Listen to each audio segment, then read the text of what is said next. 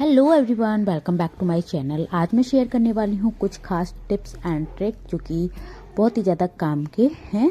और अगर आप लोगों को भी यूजफुल लगे तो प्लीज़ कमेंट करके ज़रूर बताना और लाइक करके भी जाना। तो सबसे पहला टिप है हमारा मंदिर से रिलेटेड। तो देखिए, अक्सर हमारे यहाँ घी तो हम मंदिर में रखते ही हैं दीपक वगैरह बनाने के लिए किसी भी डिब्बे में। तो आप हमेशा डिब्बे को स्टील के में मतलब घी को स्टील के डिब्बे में ही इस तरीके के रखिए अगर आप सर्दियों का टाइम में रखते हो तो, ताकि हम डिब्बे में ही जो है अच्छे से पिघला सकते हैं उस घी को। नहीं तो प्लास्टिक वगैरह के में करते हो तो वो जो घी है वो जम जाता है और फिर आप उसे पिघला भी नहीं सकते हो आसानी से, पानी वगैरह से ही आप पिघलाओगे। तो इसीलिए आपको स्टील वगैरह के डिब्बे में ही घी करके रखना चाहिए ताकि वो आसानी से पिघल जाता है। अब देखिए, दूसरा टिप है इसी बत्तियों से रिलेटेड। तो देखिए, जब भी हम बत्ती लगाते हैं दीपक में तो थोड़ा सा नीचे से इसको बत्ती को चौड़ा लेना चाहिए आपको, जो नीचे के फूल को। तो इस तरीके से चौड़ा के आप रखते हो बत्ती को, तो ये जो हमारी बत्ती है वो गिरती नहीं है, बिल्कुल बीच में ही सेट रहती है। आप इसमें कितना भी घी भर दीजिए फिर।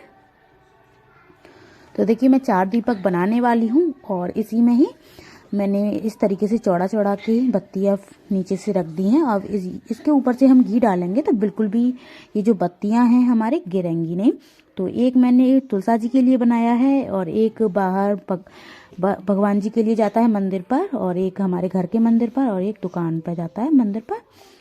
तो इसीलिए ये 4 दीपक इस तरीके से बनाए हैं। और इस तरीके से आप बनाओगे तो आपकी जो बत्ती है बिल्कुल भी नहीं गिरती है और आपका जो घी है पिघल जाता है आसानी से, अगर आप स्टील के कंटेनर में करते हो तो किसी में भी। और ऊपर से आपको डालना है जो ऊपर की जो बत्ती होती है मेन जलने वाली, ऊपर से इसको भिगोते हुए ही डालना है घी को, नहीं तो ये सूखी रह जाएगी तो अच्छे से जल नहीं पाती है। तो ये आप टिप जरूर फॉलो करना। और गाइस, ये देखिए मैंने चारों बत्तियों को रेडी कर लिया है। इस तरीके से आप अगर रह भी जाती है तो इस तरीके से हाथ से भिगो के इसको गीली कर सकते हो घी से, ताकि हमारी जो बत्ती है वो अच्छे से जल जाए। क्योंकि कभी कभी हमारी जो बत्ती है ऊपर से जल नहीं पाती, हम सोचते हैं कि घी तो हमने खूब डाला है लेकिन ये जल क्यों नहीं रही है, तो ये भी कारण हो जाता है कि ये जल नहीं पाती है। तो ये देखिए, मैंने दीपक वगैरह जला दिए हैं, धूप बत्ती भी हम जला देते हैं। तो आप जब भी आप मंदिर में पूजा कर रहे हो तो धूप बत्ती भी जरूर जलाया करो। उससे क्या होता है, मच्छर वगैरह जो होते हैं और घर की जो नेगेटिविटी होती है वो भी निकल जाती है। और घर में भी आपको जब भी आप पूजा वगैरह करते हो तो उस जो दीपक है हमारा, पूजा करने के बाद में आपको पूरे घर में एक बार फेर देना चाहिए घंटी के साथ में, या फिर वैसे भी आप कर सकते हो। इस तरीके से आरती दे सकते हो पूरे घर में। तो इससे हमारे जो घर की जो नेगेटिविटी होती है वो सारी जो है निकल जाती है, क्योंकि कुछ कभी कभी बहुत ज़्यादा नेगेटिविटी भर जाती है घर में, इसीलिए। अब देखिए, अक्सर हम आलू के पराठे बनाते हैं तो बहुत ज़्यादा फटते हैं कभी कभी। तो आपको क्या करना है, आपको आटा, तो मेन रीजन होता है हमारा आटे का। तो आटा आपको सॉफ्ट लगाना, बिल्कुल सॉफ्ट लगाना, जो आप नॉर्मल लगाते हो उससे ज़्यादा आपको सॉफ्ट आटा लगाना। किसी के भी आप पराठे भरेमा बना रहे हो, गोभी के हों या फिर मूली के हों या फिर आलू के हों, आपको आटा सॉफ्ट लेना है और इसको देखिए बेलना है आपको। तो जो हमारा पराठा है वो फटता नहीं है, फिर बीच में से कभी कभी क्या होता है टाइट होता है तो चारों तरफ से हमारा जो आलू है वो निकलने लग जाता है। तो इस तरीके से भरिए और इसको आप अंदर की साइड में भरते हुए और इसको फिर पराठे को बेल लीजिए।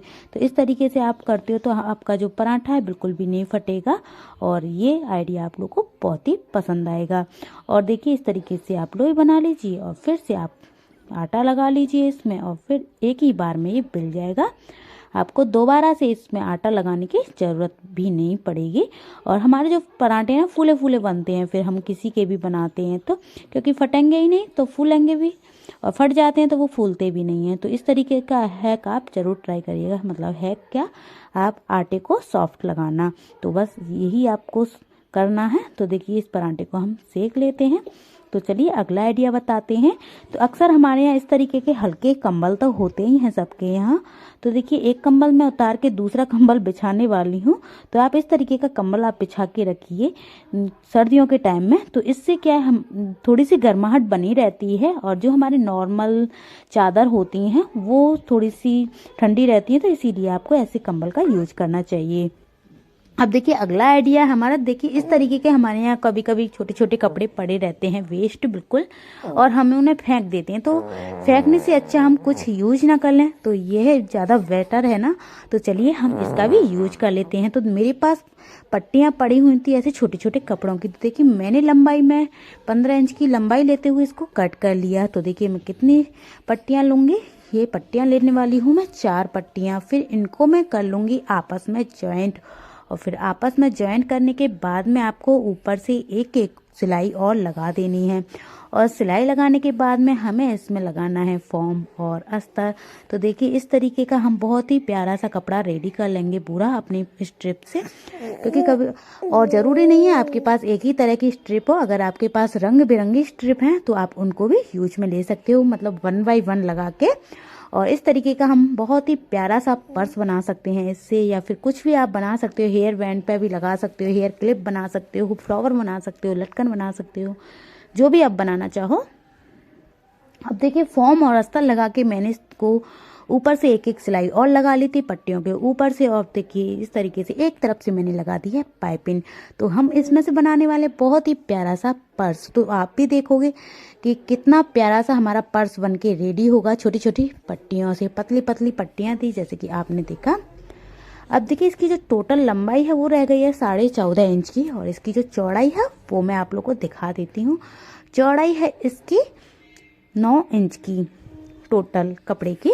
और आपके यहाँ भी इस तरीके की छोटी छोटी स्ट्रिप है तो आप उनको ज्वाइंट कर लीजिए, फिर आप नाप सकते हो। अब देखिए आपको करना है इसको 5 इंच का फोल्ड। इस तरीके से फोल्ड करने के बाद में हमने यहाँ पे अटैच कर दी है।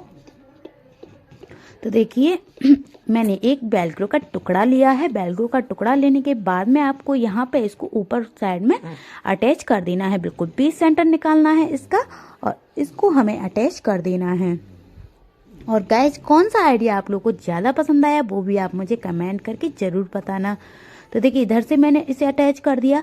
अब दूसरी साइड से भी मैं इसे इस तरीके से यहाँ पे चिपकाऊंगी और दूसरी साइड में लूंगी और यहाँ पे इसको अटैच कर दूंगी। देखिए इस तरीके से पकड़ते हुए, तो इसको मैं यहाँ पे दूसरी साइड में भी अटैच कर देती हूँ। दोनों तरफ की आलपिन को निकालने के बाद में इसको भी मैंने इस तरीके से अटैच कर दिया है।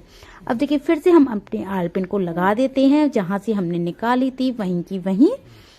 और अब देखिए अब हमें चाहिए एक पाइपिन का टुकड़ा। तो ये मैंने लिया है पाइपिन का टुकड़ा करीब 1.25 इंच का।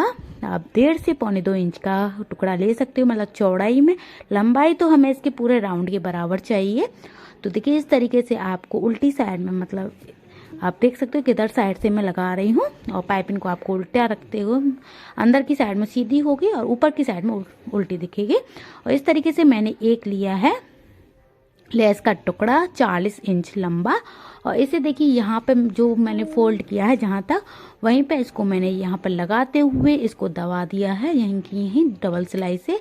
और इसको पाइपिंग को मैं पूरे राउंड में लगाते हुए और इसको सिल दूंगी। और इसी तरीके से हमें दूसरी साइड में भी जो दूसरा हिस्सा है लेस का उसे अटैच कर देना है, और ये हमारी इस तरीके से पाइपिंग लग के रेडी हो जाएगी। अब इस पाइपिंग को हमें फोल्ड करके एक और सिलाई लगा देनी है सिंपल तरीके से, और ये हमारा प्यारा सा पर्स बन के रेडी हो जाएगा। और इसके ऊपर से आप कोई भी फ्लावर वगैरह या फिर कुछ भी, मतलब फ्लावर नहीं है आपके पास तो आप साड़ी पिन का भी यूज कर सकते हो। अगर आपके पास साड़ी पिन भी नहीं है तो आप फ्लावर बना के अटैच कर सकते हो कोई भी। तो अगर आपके पास कपड़ा है कोई प्यारा सा तो उसका आप कट कर लीजिए और फ्लावर बना के लगा लीजिए। और अगर आपको फ्लावर की वीडियो चाहिए तो मैं आप लोगों के साथ शेयर कर दूंगी बनाने के कपड़े से। तो देखिए इसका मैंने 20 सेंटर इस तरीके से निकाला और यहाँ पे इसको मैंने अटैच कर दिया। तो मैंने इसका 20 सेंटर इसीलिए भी निकाला है क्योंकि हमें इसमें लटकानी है एक लटकन, ताकि उससे बहुत ही प्यारा सा लुक आ जाए इसीलिए। और गाइस वीडियो कैसी लगी कमेंट करके ज़रूर बताना और लाइक करके ज़रूर जाना। और आज के लिए बस इतना ही, फिर मिलेंगे एक नई वीडियो के साथ। और देखिए ये मैंने लटकन भी इसमें 20 सेंटर में लगा दिया है जहां मैंने निशान लगाया था। और ये हमारा प्यारा सा पर्स बनके रेडी हो चुका है। और अब हम इसमें कुछ नहीं लगाने वाले हैं। अब मैं इसका फाइनल लुक आप लोग को दिखा देती हूँ। तो देखिए इस तरीके का प्यारा सा पर्स रेडी है हमारा। और आज के लिए बस इतना ही। तो देखिए स्लिंग पर्स में भी आप इसे यूज कर सकते हो या फिर इस लेस को अंदर की साइड में डाल के इसे सिंपल हैंड पर्स की तरह भी यूज कर सकते हो। Bye bye.